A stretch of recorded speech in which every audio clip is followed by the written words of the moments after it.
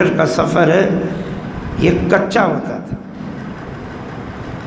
4 سے 5 گھنٹے یا اس سے بھی زائد گھنٹے بس لگاتی تھی کچے روڈ پہ، اور مسلسل دھول اڑتی رہتی تھی۔ لیکن کیونکہ ایک تو جلال پور پیر والا کا مدرسہ دارالحدیث محمدیہ جماعت کے عظیم الشان اور علمی اور تربوی اداروں میں سے تھا، اور نمبر 2 وہاں ایک عظیم علمی شخصیت رہتی تھی،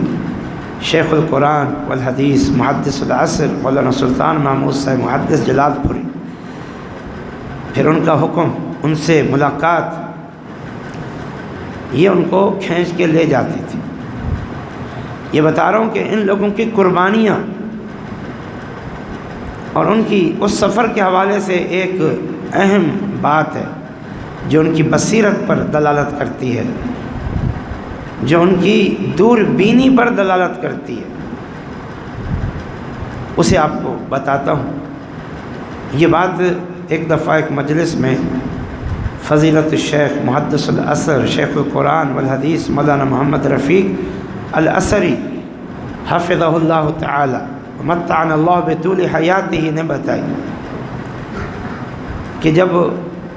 شیخ الحدیث مولانا عطاء اللہ حنیف صاحب جلال پور آتے، ہمیں ان کے آنے کی خوشی بھی ہوتی، لیکن ہمیں ایک دکھ بھی ہوتا، تکلیف بھی ہوتی کہ کتنی پرمشقت سفر طے کر کے وہ یہاں پہنچتے ہیں۔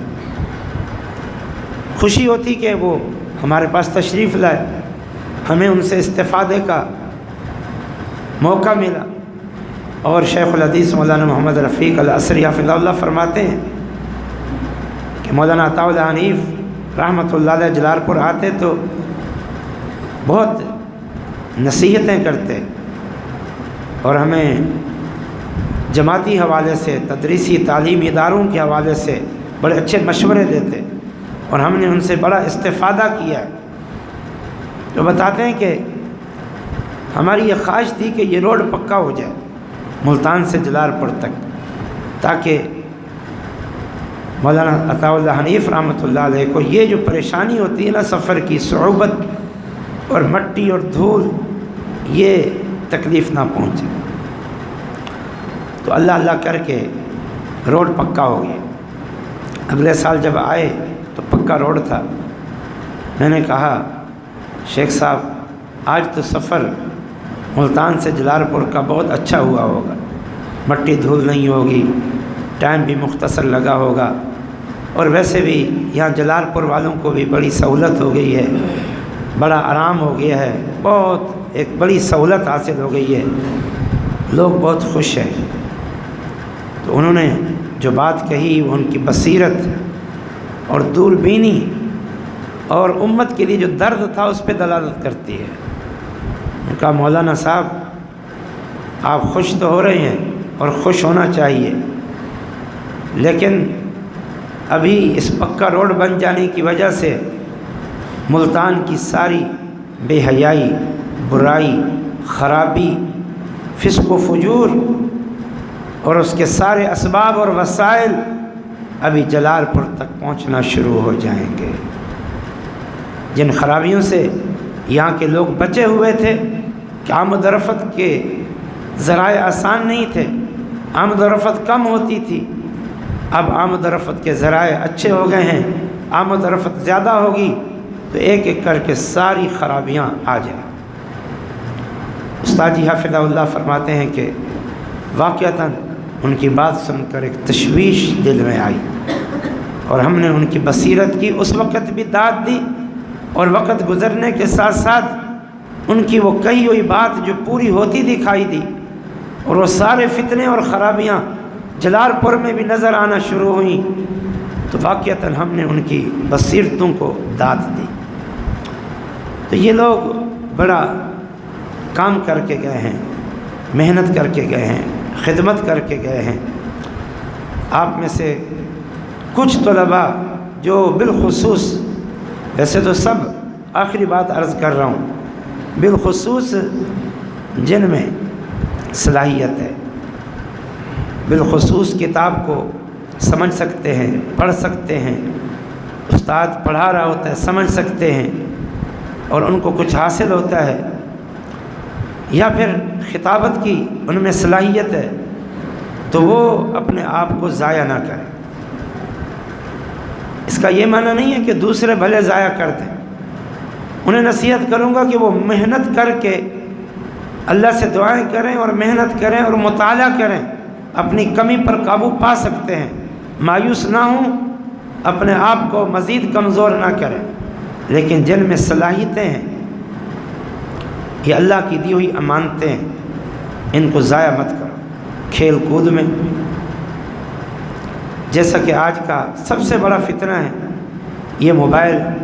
انٹرنیٹ وغیرہ، یہ فالتو اور فضولیات چیزیں، ان سے اپنے آپ کو بچائیں۔ انتہائی ضروری اور فائدہ مند استعمال ہو، عزم کریں، ارادہ کریں، اور صبح و شام کے اذکار پڑھیں۔ وہ اذکار جن کے فوائد میں سے یہ ہے کہ ان اذکار پڑھنے والا شیطان کے شر اور فتنوں اور اس کے الہامات سے محفوظ رہتا ہے، ان کو آپ پڑھیں کہ تاکہ آپ اس موبائل کے فتنے سے محفوظ ہو جائیں، فضولیات سے بچیں۔ والذین هم عن اللغو معرضون، عباد الرحمن جو ہوتے ہیں وہ لغویات سے اعراض کرتے ہیں۔ آج باطل متحرک ہے، باطل تنظیمیں متحرک ہے، وسائل بھی ہیں، سرپرستی بھی ہے،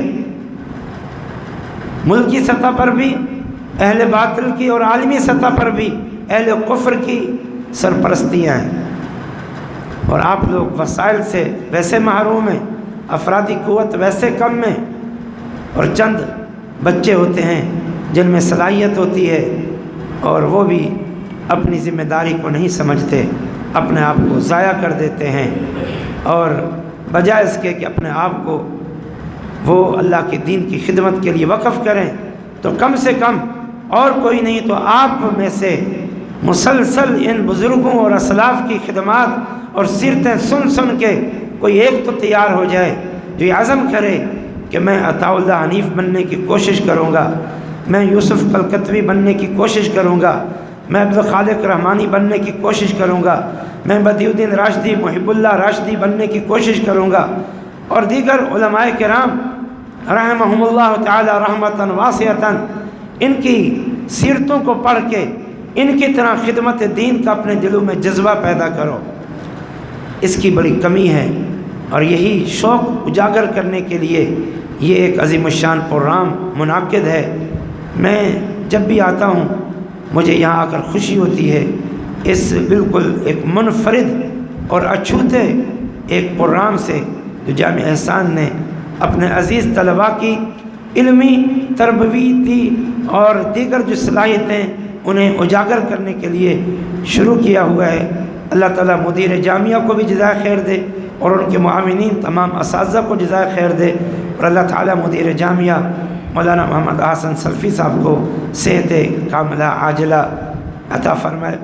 میں سیرت مولانا عطاء اللہ حنیف پر کچھ گزارشات عرض کرنا چاہ رہا تھا، لیکن مولانا فاروق قصوری صاحب نے بڑی تفصیل سے کچھ بیان کر دی ہیں، اور مزید آپ شیخ عبد الرحمن شاہین صاحب سے سنیں گے، اس لیے میں اسی پر اکتفا کرتا ہوں۔ اللہ تعالی ہم سب کو ان بزرگوں کی سیرتوں پر اور ان کے کردار کو سامنے رکھتے ہوئے اپنی ذمہ داریوں کو ادا کرنے کی توفیق عطا فرمائے۔ اقول قولی ھذا وآخر دعوانا الحمد للہ رب العالمین۔